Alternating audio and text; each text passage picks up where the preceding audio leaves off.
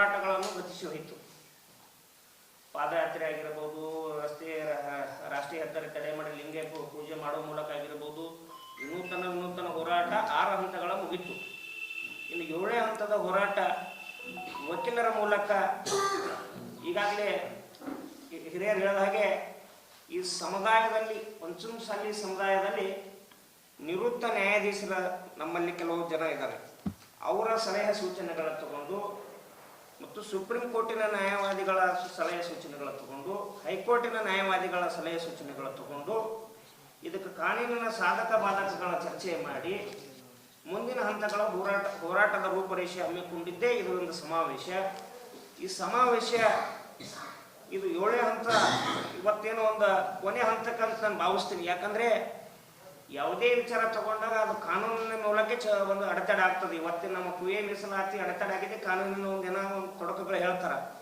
ನಾವೆಲ್ಲ ಪರಿಣಿತರು ಕೂಡಿ ಹಿರಿಯರೆಲ್ಲರ ಮಾರ್ಗದರ್ಶನದಲ್ಲಿ ಇವತ್ತು ಈ ಹೋರಾಟ ಅಂತ್ಯಗೊಳ್ಳಬಹುದು ಅಂತ ನನ್ನ ಒಂದು ಆಸೆ. ಯಾಕಂದರೆ ಈ ಅಂತ್ಯಗೊಳ್ಳಕ್ಕೆ ವಿಜಯಪುರ ಜಿಲ್ಲೆಯಿಂದ ಕೂಡ ಇದೇ ಆಗಸ್ಟ್ 29ನೇ ತಾರೀಕಿಗೆ ಇದೇ ಸಮುದಾಯ ಕಿತ್ತೂರಾಣಿ ಸಮುದಾಯ ಭವನದಲ್ಲೇ ಒಂದು ವಕೀಲರ ಒಂದು ಪೂರ್ವ ಸಭೆ ಮಾಡಿದ್ದೇವೆ.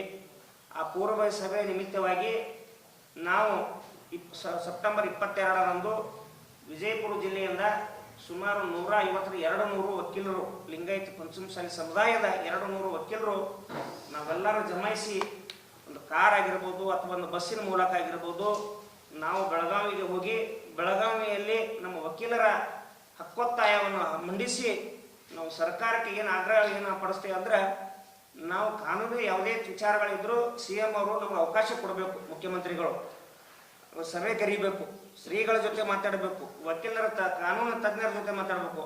ಆದರೆ ಇವತ್ತಿನ ಮುಖ್ಯಮಂತ್ರಿಗಳು ಏನು ಮಾಡ್ತಾ ಇದ್ದಾರೆ, ನಮ್ಮ ಶ್ರೀಗಳು ಕೂಡ ಒಂದು ಸಭೆಗೂ ಒಂದು ಆಹ್ವಾನ ಕೊಡ್ತಾ ಇಲ್ಲ ಮತ್ತು ಅವರಿಗೆ ಏನೇ ಅವರು ಫೋನ್ ಮಾಡಿದ್ರು ಫೋನ್ ಕರೆ ಸ್ವೀಕರಿಸ್ತಾ ಇಲ್ಲ. ಹಿಂದಿನ ಹಳೆಯ ಸರ್ಕಾರದಲ್ಲಿ, ಬೊಮ್ಮಾಯಿಯವರ ಸರ್ಕಾರದಲ್ಲಿ ಒಂದು ಹಂತ ಪೂರ ಏನಂತಾರೆ ಒಂದು 90ರಷ್ಟು ನಮ್ಮದು ಒಂದು ಯಶಸ್ವಿ ಆಗಿತ್ತು. ಅದು 2D ಮಾಡಿ ಅಡ್ಡಗೋಡೆ ಮೇಲೆ ದೀಪ ಇಟ್ಟಂಗೆ ಮಾಡಿದ್ರು ಹಿಂದಿನ ಸರ್ಕಾರ. ಇವತ್ತು ಆ 2D ಬೇಡ, 2Aಗೆ ಸಿದ್ದರಾಮಯ್ಯನವರು ನಾ ಅಹಿಂದ ಪರ ಹಿಂದುಳಿದವ್ರ ಪರ ಅಂತೇಳಿ ಮಾತಾಡ್ತಾರೆ. ಹಿಂದುಳಿದ ಪರ ಅಂತಾರೆ ಸಿದ್ದರಾಮಯ್ಯನವರು. ಆ ಹಿಂದುಳಿದ ಪರವಾಗಿ ಇರ್ತಕ್ಕಂಥ 3 ಪ್ರಮುಖರು ಯಾರಾದರೂ ಅದು ಪಂಚಮಸಾಲಿಗರು.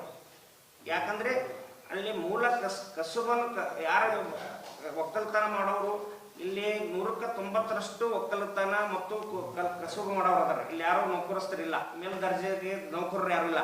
ಹೀಗಾಗಿ ಅವ್ರು ಹಿಂದುಳಿದವ್ರ ಪರವಾಗಿ ಮಾತಾಡ್ತಾರಲ್ಲ ಸಿದ್ದರಾಮಯ್ಯನವರು. ನಾವು ಕೂಡ ಹಿಂದುಳಿದ ಜನಾಂಗದವ್ರಿ, ಅದರ ಬಹುಸಂಖ್ಯಾತರ ಜನಸಂಖ್ಯೆ ಇದ್ದೀವಿ. ಆದರೆ ನಮ್ಮಲ್ಲಿ ಇರ್ತಕ್ಕಂಥ ಆರ್ಥಿಕವಾಗಿ ನಾವು ಹಿಂದುಳಿದ ಜನಾಂಗದವ್ರೆ. ಹೀಗಾಗಿ ಮಾನ್ಯ ಮುಖ್ಯಮಂತ್ರಿಗಳು ಅವರು ಕೂಡ ಒಬ್ಬರು ವಕೀಲರೇ, ಅವರಿಗೆ ಕೂಡ ಕಾನೂನು ಪರಿಜ್ಞಾನ ಆದಂತ ನಾನು ಭಾವಿಸ್ತೀನಿ. ಇದೆಲ್ಲ ಒಳಗೊಂಡು ಈ ನಮ್ಮ ಕಾನೂನಿನ ಮೂಲಕ ಹೋರಾಟ ಅಂತ್ಯಗೊಂಡಾಗ ಅವ್ರು ಏನಾದರೂ ಮಾಡಬಹುದು ಅಂತ ನಾನು ಆಸೆ ವ್ಯಕ್ತಪಡಿಸ್ತೀನಿ. ತಾವೆಲ್ಲರೂ ಇವತ್ತು ಮಾಧ್ಯಮಗೋಷ್ಠಿಗೆ ಬಂದಿದ್ದು ತಮ್ಮೆಲ್ಲರಿಗೆ ಸ್ವಾಗತಿಸಿ ನಾನು 2 ಮಾತು